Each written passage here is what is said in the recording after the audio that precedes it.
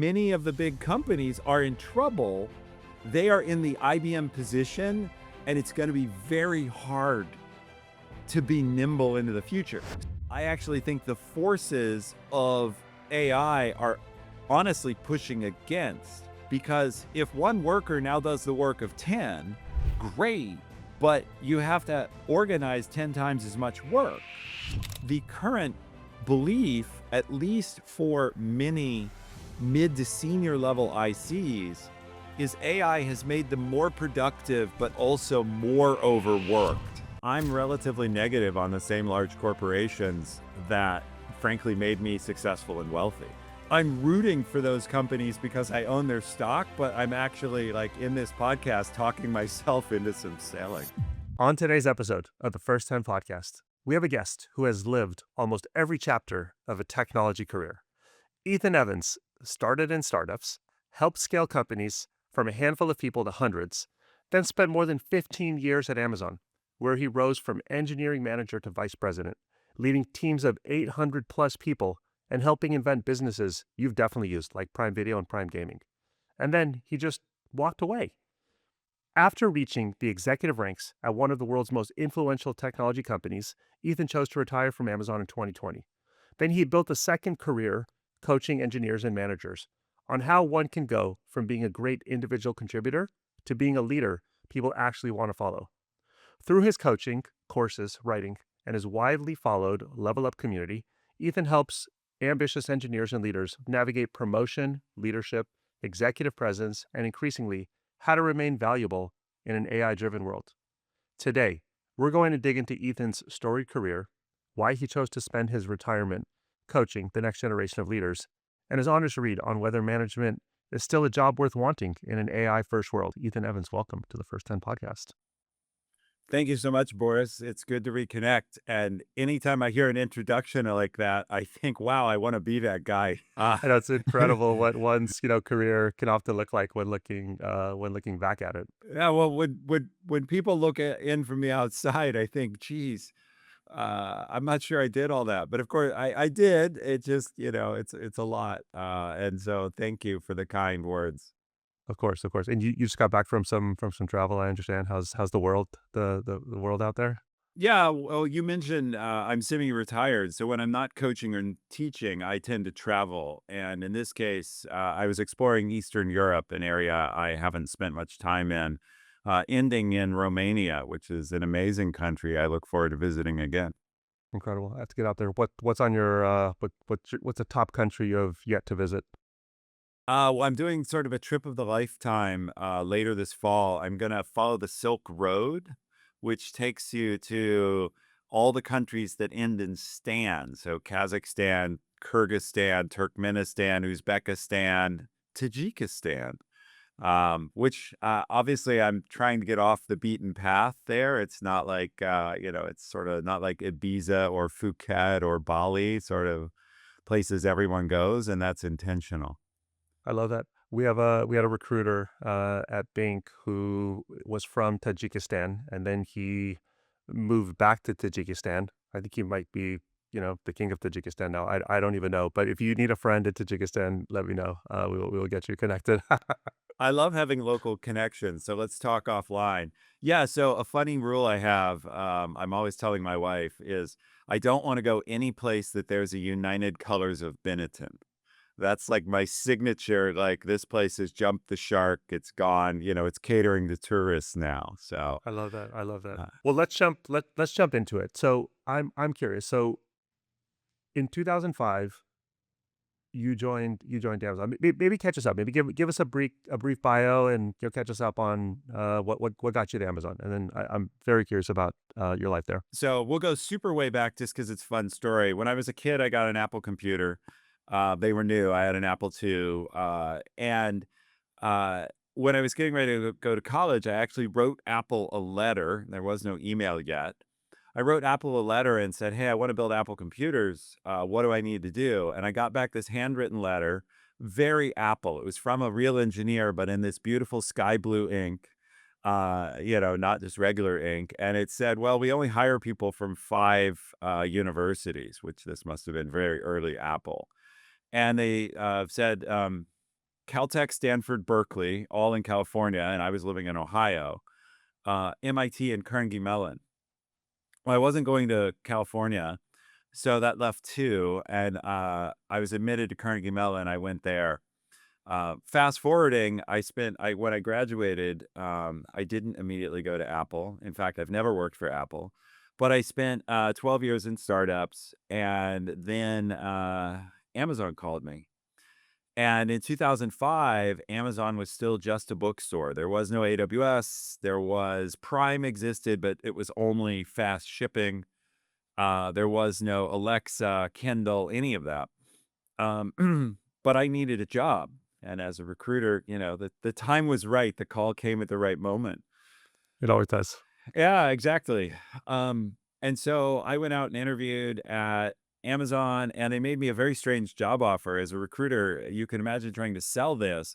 They would not tell me what I would be doing. It was a secret project, and it was take it or leave it. We'll tell you what you'll do when you get here. Luckily for them, I needed a job, or wanted one anyway. And so I took it blind. And it turned out, lucky for me, the job was build Prime Video.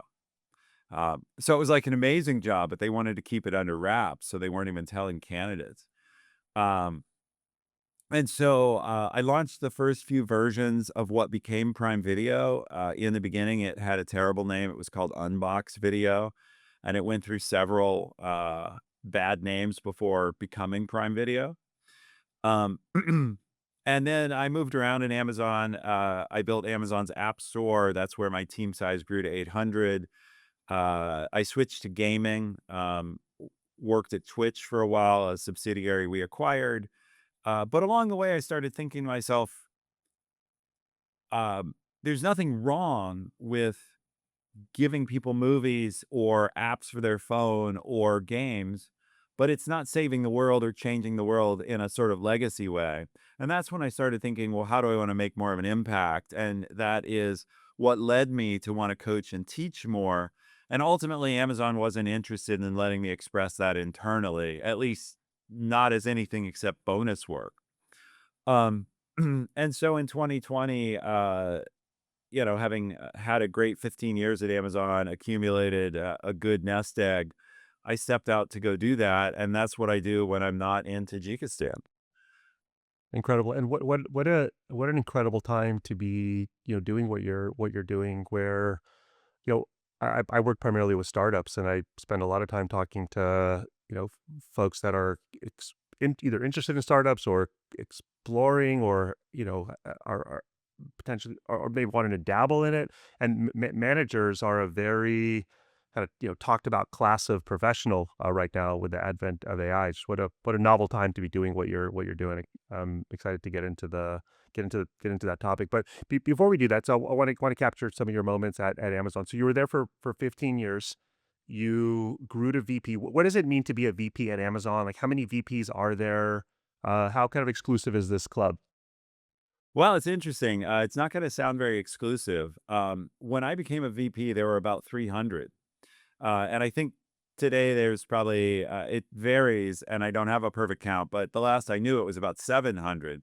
What you have to understand, though, is it's a company of 1.4 million, 1.4, 1.5 million. So those are big jobs. The other thing to understand is 700 VPs. The last I looked at Amazon's annual revenue, about 700 billion. So an average VP, if there is such a thing, is responsible for $1 billion in revenue. So yes, there are 700 of them, and it sounds like, wow, that's no big deal. But on the other hand, if you were running $1 billion company, you'd be considered like, wow, you're on the New York Stock Exchange and you're in the Fortune 500 and you're a CEO.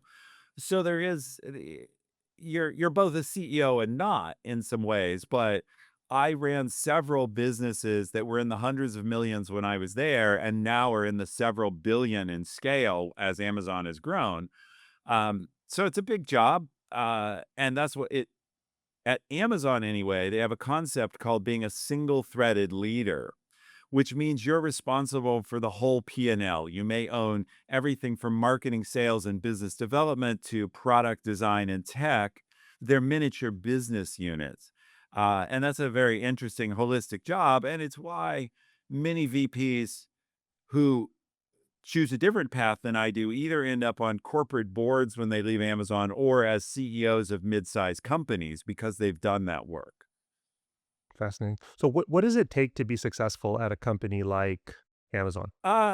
Well, it takes certainly the ability to lead at scale. I mean, if you're talking about the leadership role, do were you asking about leaders or were you asking about successful at Amazon in general? I don't know. I'm thinking from the lens of uh, th- there are people that achieve terminal status. I think the concept of terminal status at FAANG is very common, and then there are people that seem to have found a way to progress and grow, whether in individual contributing or in leadership. Like, what does it take to be successful at either at Amazon or even at a even broader at a large kind of FAANG type of company? Yeah, well, at the lower levels or individual contributor, it's a lot about personal technical expertise, being able to get a lot of work done, impact, drive. I think I spent my career, I moved to leadership very early. Speaking from a leadership lens, it's a lot about influence and relationships. And some people dislike both those words because when you say influence or relationships, what they hear is politics and manipulation. And those things exist, but influence is a real thing. Communication is a real thing in terms of aligning people to a vision and a goal, explaining what we're going to do, getting the resources you need. And in the end, what it takes is delivering results that make money. The bottom line, whether you're at a startup or a big company, is at some level, you're either delivering something that helps the company make money or you're not. Now, of course, everyone can cite someone that's like, wow, that man or that woman has only ever delivered political BS and they don't, they seem to move from failure to failure. What you're saying isn't true. I would say that's the exception. In the end, success is tied to, are you helping the company make money? The skills to do that at the leadership level, though, are organizing groups of people. You're not doing the work yourself. When I had 800 people on my team, no amount of work I could do myself would be a drop in the bucket to what 800 people could do. And so it was all about getting them on the right track with the right resources and the right clarity and the right leadership under me to deliver something. And I think my superpower was getting things out the door. Um, if we look back at my career at Amazon, uh, I shipped the first versions of Prime Video. I shipped the first versions of the App Store. I shipped the first version of Prime Gaming. I helped commercialize Twitch. Each of those things was a first. It was a new launch. It was a new business. There are other new businesses I started and then matured. What made me successful was I could go from here's a piece of paper with an idea to here's something customers are paying for.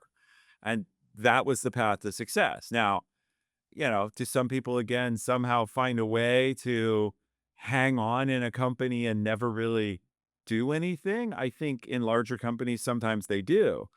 Uh, but I think that's a minority. Yep. Very interesting. Something I heard from what you shared is in terms of your specific journey is uh, taking something from nothing to something, from zero to one, and that's a talked about concept, especially in the world we work in startup land. I'll sometimes talk to talent that has built something zero to one inside of a company like an Amazon, and then we'll try to kind of we'll explore what that can likely look like at a startup building something 0 to 1. Can you compare what does it take to build something 0 to 1 at Amazon and as compared to building a 0 to 1 at a startup? Are there parallels? Is it really different? There are for sure parallels. There are probably some differences as well. Essentially, uh, with all startups, you have to ask what's the funding source? Are you bootstrapping? Is it an angel round? Is it VCs, a seed round, et cetera? The funding source inside a company is always the management, right? The CEO ultimately, but whatever leadership is above you is either approving or denying a project. So you begin with the same question of how are you going to get something greenlit if it's new? Uh, in the startup world, you're asking, how do I get this funded? How much funding do I need and how do I get it done?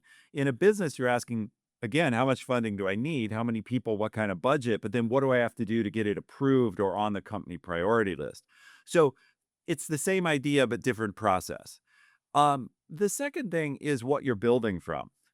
In a startup, you're almost always building from uh, nothing except what you can buy on the open market. You don't have anything else around you. I think one of the things that makes Amazon interesting, of course, you have a lot of existing infrastructure, and now you have AWS and all these other tools. At Google, you would have had G Suite, and at Microsoft, you'd have had Azure. So you have all these resources. But I think the biggest difference on the 0 to 1 journey is go to market. When a startup, no matter what they build, it can be brilliant, good engineering, bad engineering. Somehow they have to get people to know about it. Amazon, and the other companies as well, have two tricks up their sleeve that really gives them a leg up. First, if they announce something and put it on their homepage, it's going to get some, amount of traffic that a startup would dream of for free, even if it sucks, right? If you imagine the worst possible idea that you can have. I don't know what that would be, a blender that's supposed to make margaritas, but in your toilet. It's a terrible idea. But if I put that on the homepage of Google, everyone is going to know about the toilet margarita blender. And it's going to be a meme that day. Whereas if you put up that website, it's going to be crickets. That's one thing that really helps products succeed is at least they'll get a try. The other one, though, is the ability to package or bundle them. To make that really concrete, Amazon Video, which is what I officially joined Amazon to build a video product for Amazon, struggled in a backwater until the decision was made to bundle it into Prime and to tie it to something that everybody already had and say, you know what? This is now included in your Prime subscription. And that when once you all get addicted to it, then we'll raise the price of Prime to pay for it. But it was taking something already successful, Prime shipping, the Prime program, and tying a video service into it that really got it in everyone's household and like people thinking about it, because everyone is using Netflix. Um, and the question was, well, how would you know about anything else, or why would you use anything else? Oh, wait a minute. Well, there's this other stuff that's completely free in Prime. Why don't I check that out once my Netflix queue is empty? And that's what allowed it to, you know, come up somewhat on par. Uh, Large companies have this advantage that's very difficult for startups, which is why, as a startup expert, you would see lots of startups that build to the launch phase and then sell out because they get to where like, oh, see, my tech is good, but I can't market it.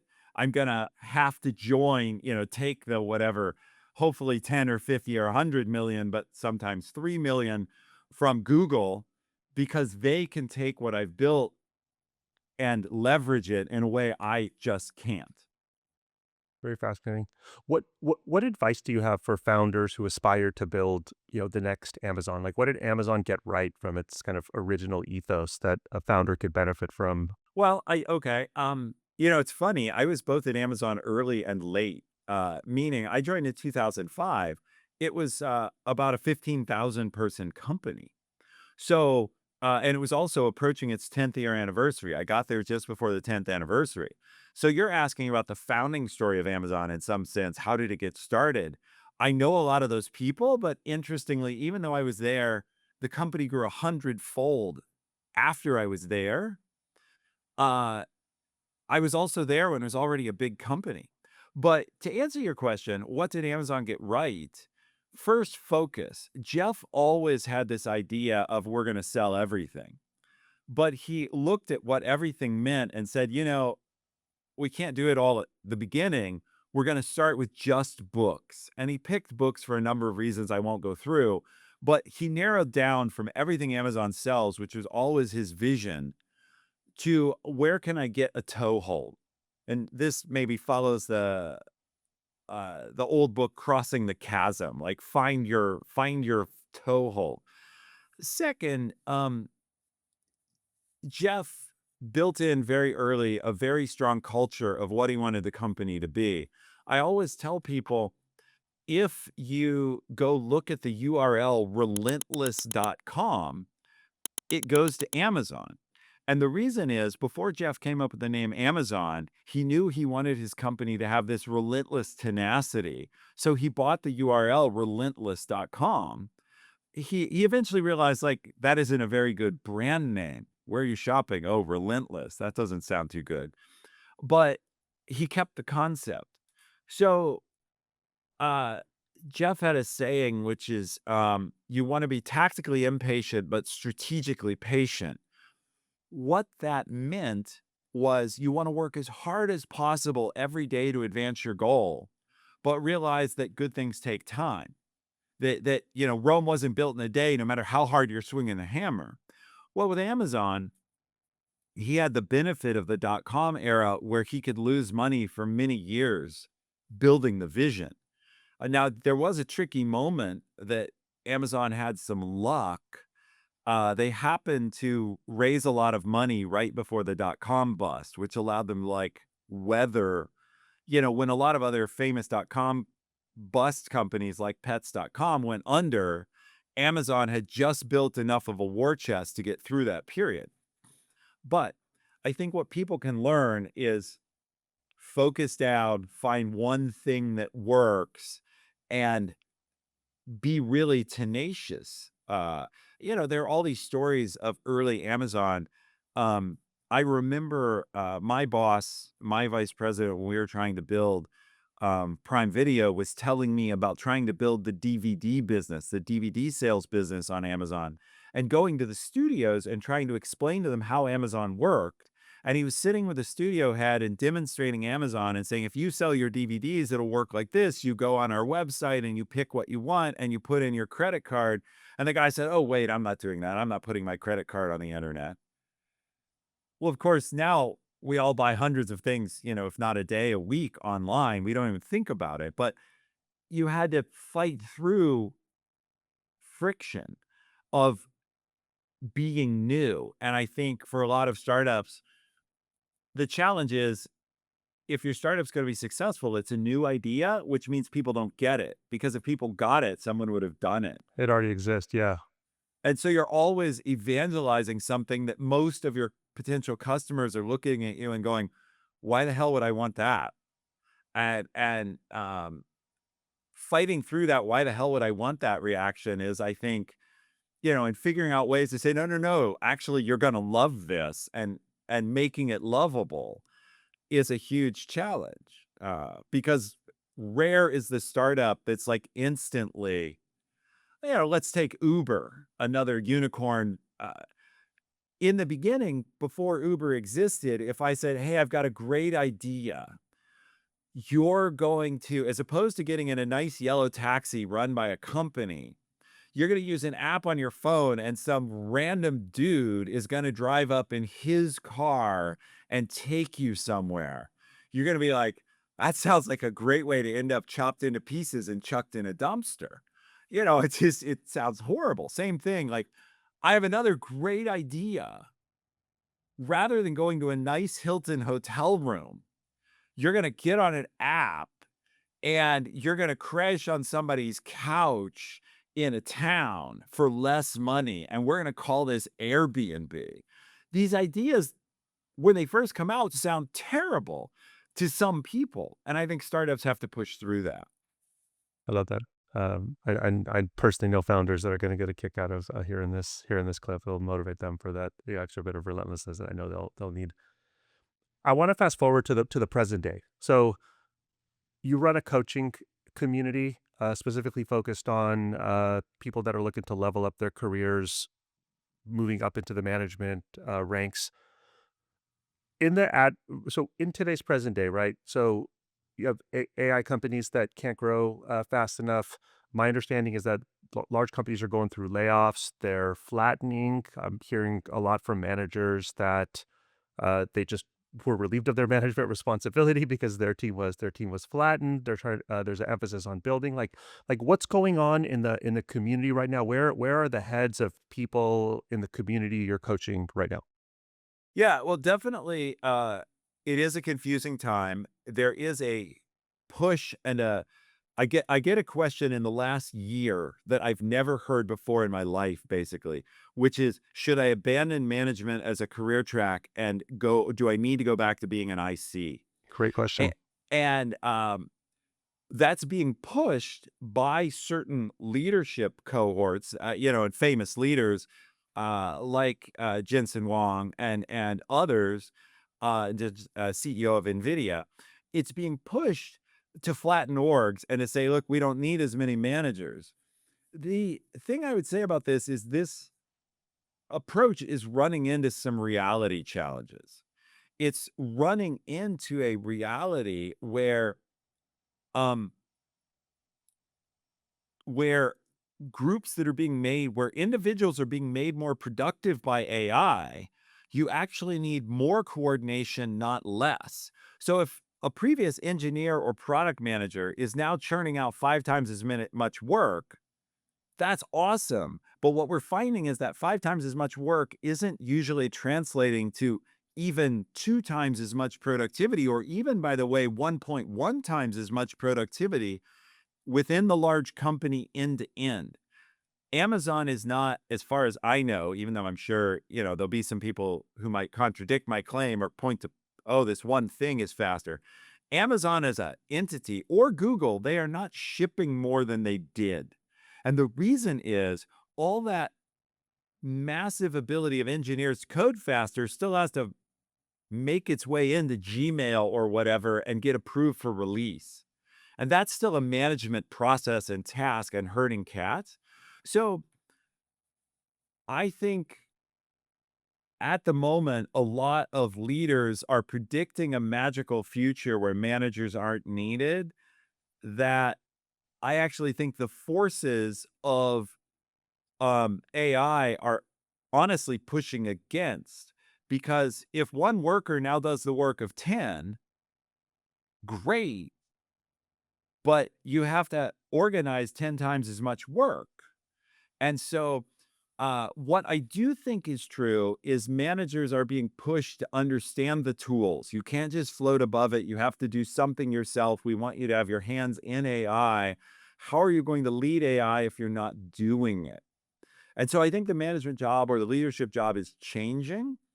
But in fact, what I'm telling people is, uh, if you're an engineer who's now producing what a whole team used to do, or a product manager who's vibe coding what a whole team used to do, you need more management skills, not less, because you're going to have to like explain that work to others and get their buy-in and get their agreement in a way that you never had to do before. You could just sit in your cube and kind of do what you were told.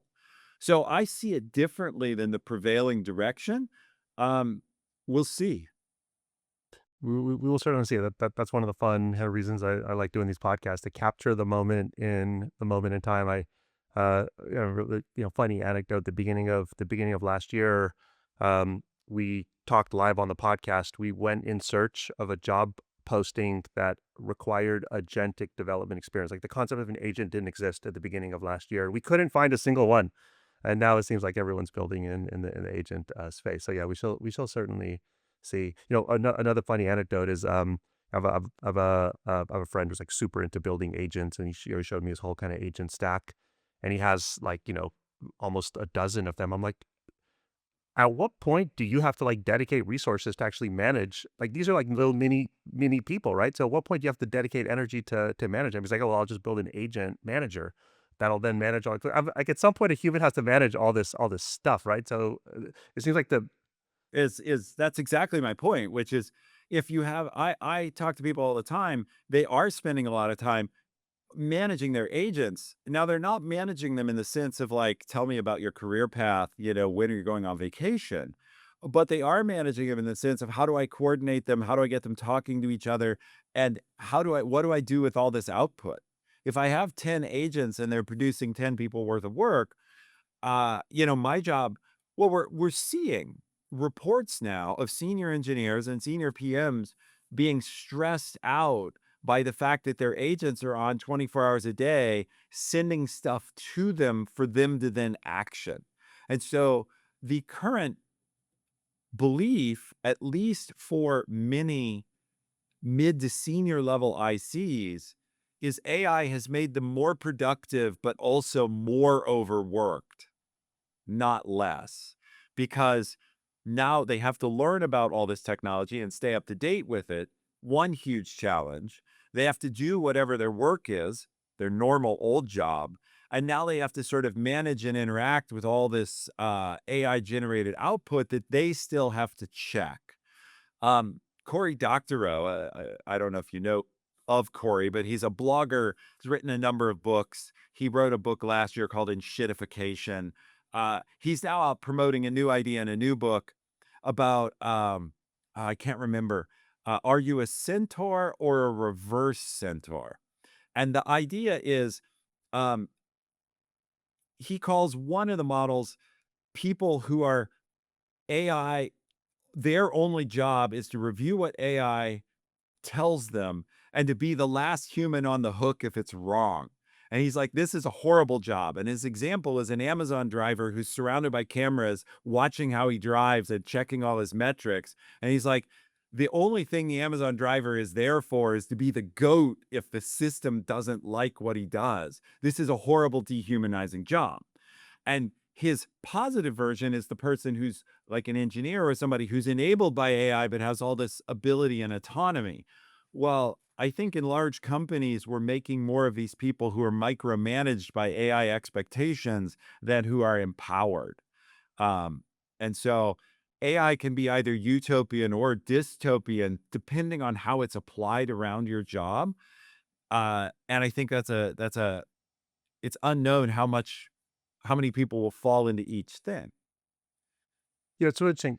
I found myself lately just given all the layoffs that are happening at large FAANG companies, either on the impacted side of a layoff, they had just been impacted trying to figure out what to do with their careers, or they're still working at the company, but there's like deathly fear of layoff. Like there's no good sleep happening on either side of the equation. Um, you were a VP at Amazon. If you were a VP today, you'd probably be tasked with figuring out who to keep, who to let go. What did like what should people be doing? Maybe if they work inside of a FANG to, stay on the favorable side of employment. If they just got laid off, where should they be, like leaning in to stay valuable in today's market? Yeah, so the first thing I should say openly is I'm relatively negative on the same large corporations that frankly made me successful and wealthy. I think the moment, you know, the FANG corporations, Amazon in particular, where I'm most familiar, it grew 100-fold while I was there. It can't do that again, right? It employs 1.4 million people, or 1.5, 1.6. It's not going to employ 150 million people. That's the entire working population of the U.S. So the rapid growth of those companies is over. And so what I did can be done elsewhere, but it can't be done at Amazon again.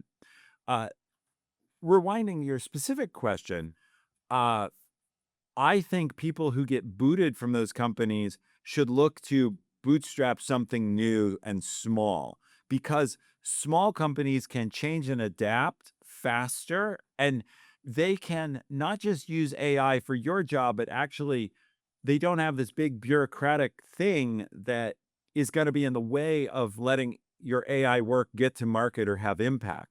I was speaking yesterday with a former Amazon director who now has built his own video game on his own. And he says, look, I'm as productive as 30 people. My game is making $1,000 a week.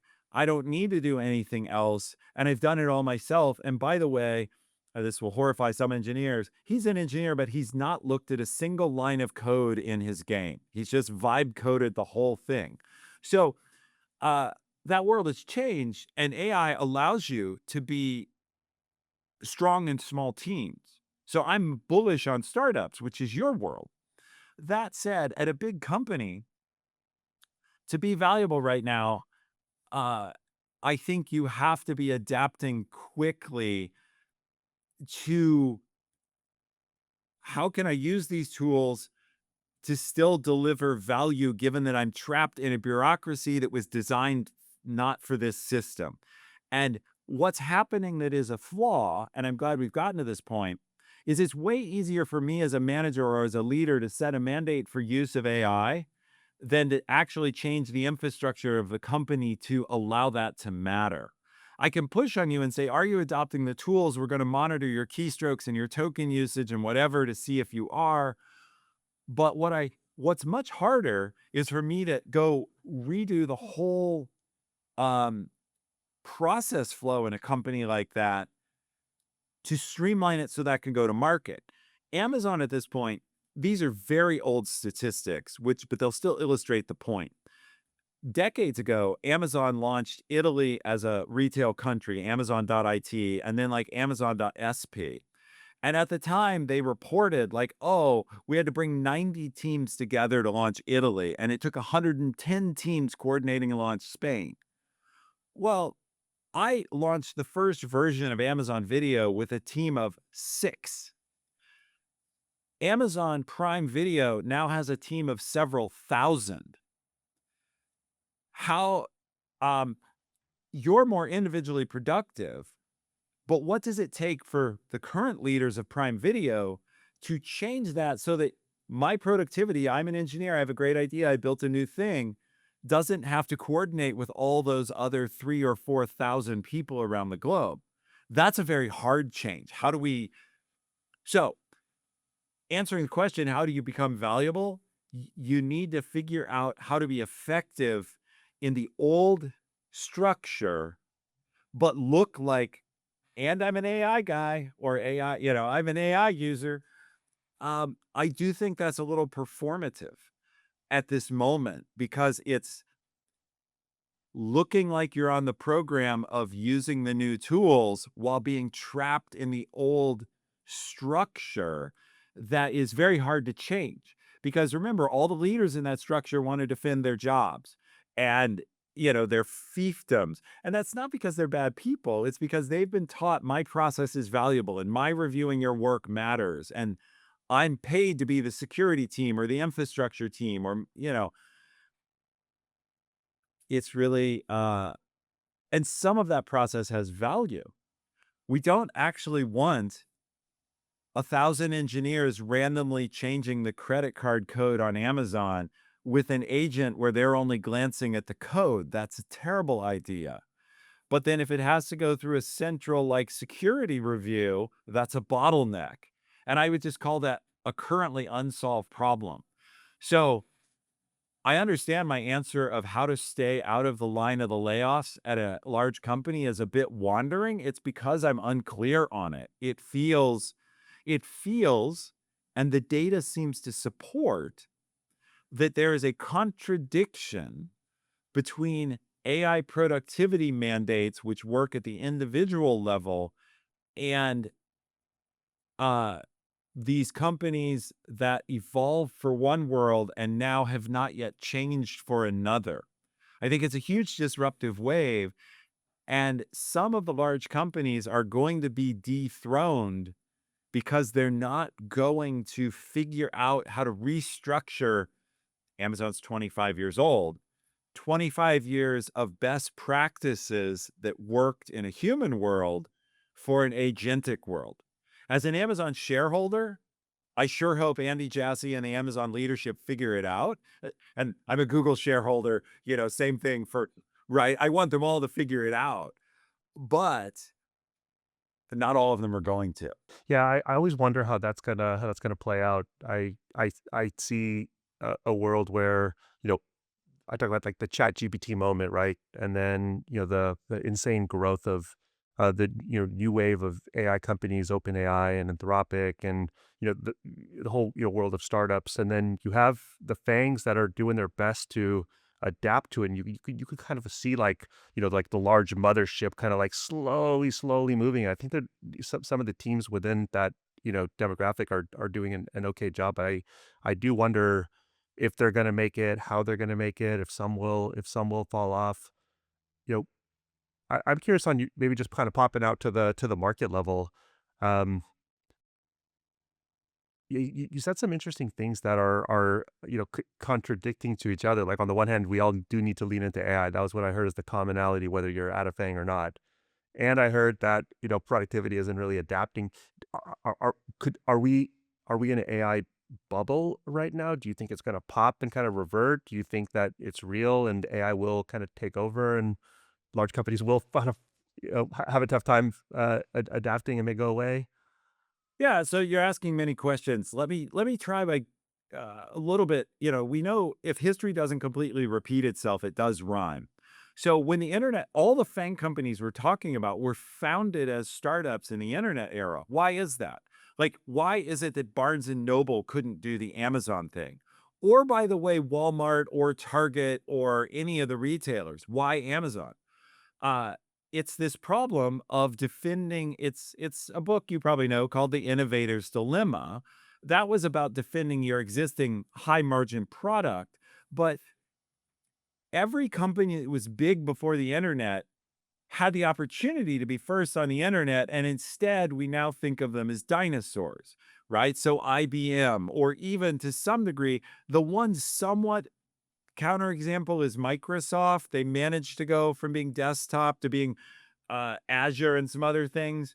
But if we look, everything else was a new invention, a clean start. And it's not like we didn't have famous tech companies. We had Hewlett Packard, we had IBM, we had company after company. We also had the big retailers, the big banks.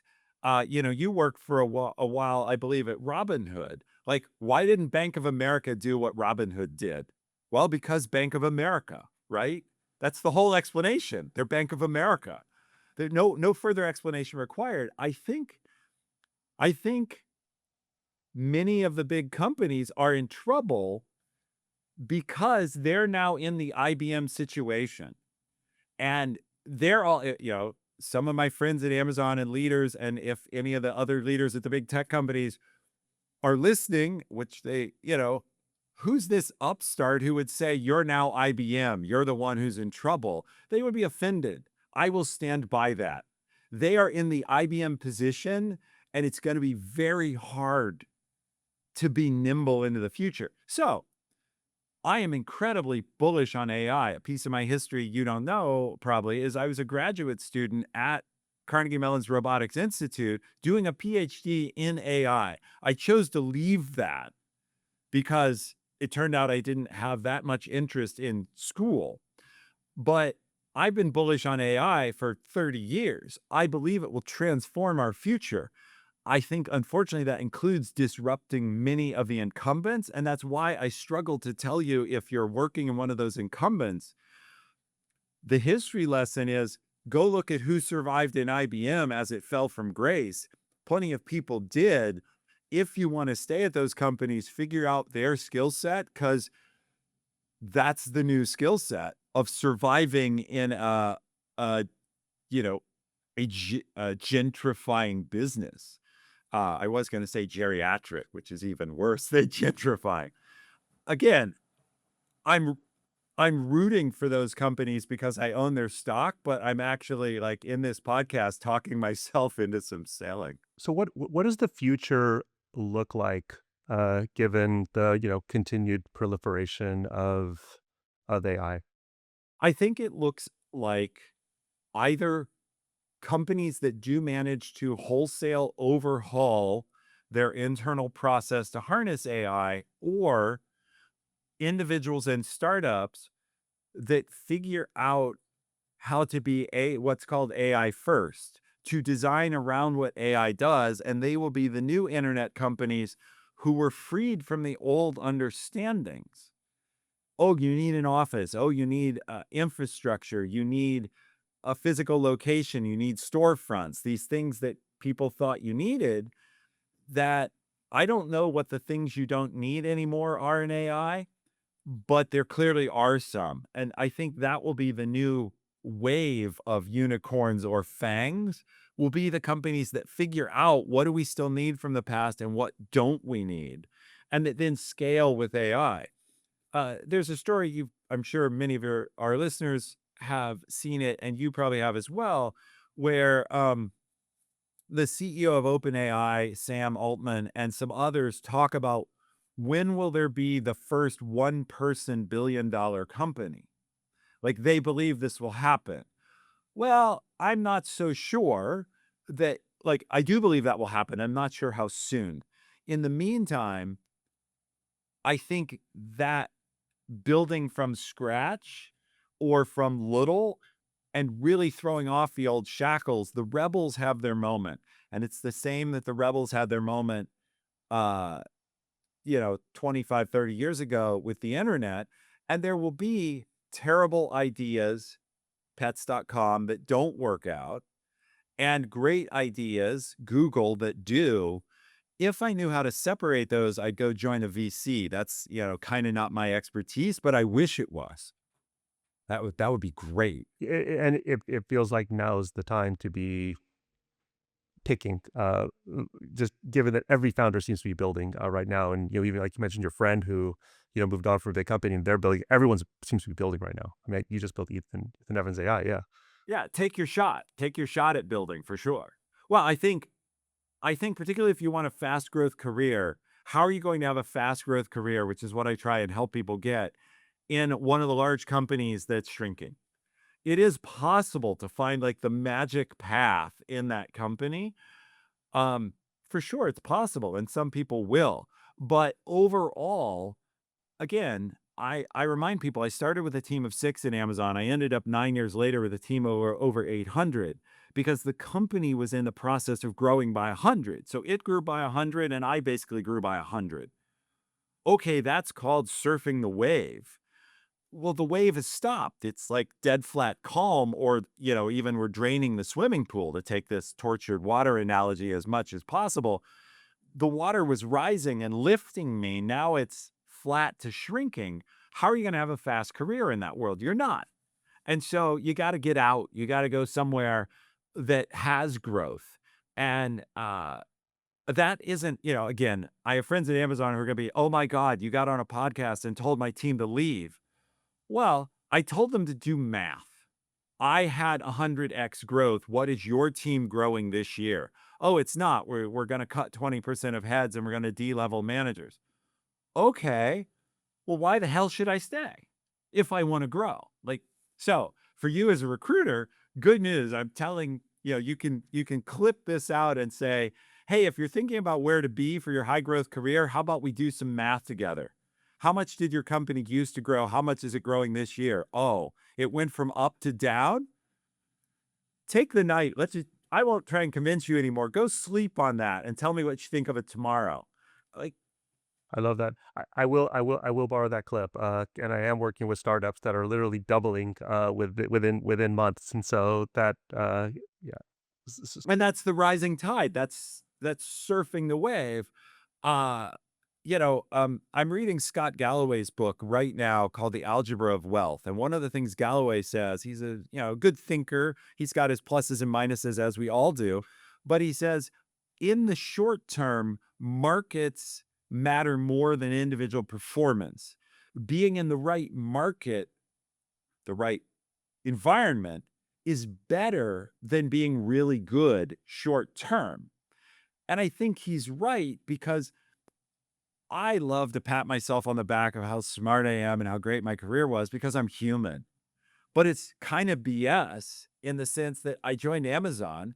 Yes, I had to be good enough to stay on the ship, but it grew 100 times while I was there. That is insane. And if everyone I know who started with me who didn't get fired is now a director or VP. Everyone, every single person who was a peer of mine as a manager in 2005 is a vice president or director either in Amazon or somewhere else because of that wave. Because, again, going with the wave analogy, waves sweep dead wood into shore. It's what they do. And I'm not saying be dead wood. I am saying at least be a surfer or a swimmer. But the fact is, the wave pushes the log up to the beach too. And so being where the waves are matters. And that's your startup that's growing 2x every 3 months. I love that. So I'm going to ask you a prediction question. So I've had guests on that predicted that winter was coming. Then I had a Wharton professor on who said no net difference. It's just a technology like anything else. And then I've had I had two young founders on, one who dropped out of college, who couldn't be more optimistic about the world ahead of them. What's your prediction for the future? I as a person, I actually lean pessimistic on some things. By nature, I look at problems first. The level of investment in AI technology outstrips anything we've ever seen. If you just look again at the math and the numbers, the more than $1 trillion being poured into data centers. We have seen this story before with the internet. Again, I have the advantage. I see a little silver in your hair. We have the advantage of having some years. I think there is something of a bubble. What people forget about bubbles is good things come after them or through them. So all of the FAANGs weathered or came out of a bubble, the internet bubble. I think we have an AI bubble that will pop. I think there will be some devaluation. And I think also the optimistic part, there will be some amazing new companies created from that. So overall, I would agree with your professor who says at least short term winter is coming. But going with that analogy, what comes after winter? Spring and summer. So I do think winter is coming at least in some places, and then a spring and summer. I love that. Ethan, thank you so much for spending time with us. Where can people reach you and what should their first message to you be? The place to reach me is my website, ethanevans.com. The best place to benefit from what I do is either my newsletter, my LinkedIn Substack newsletter called Level Up, or take one of my classes, which are all on my website, because I would love to try and help you succeed in this challenging environment. And I think it's very possible. It's just different. It's the old book, Who Moved My Cheese? The cheeses move. I love it. Such a fascinating time to be doing what you're doing. Thank you again for joining us, Ethan. My pleasure. Thank you for the chance.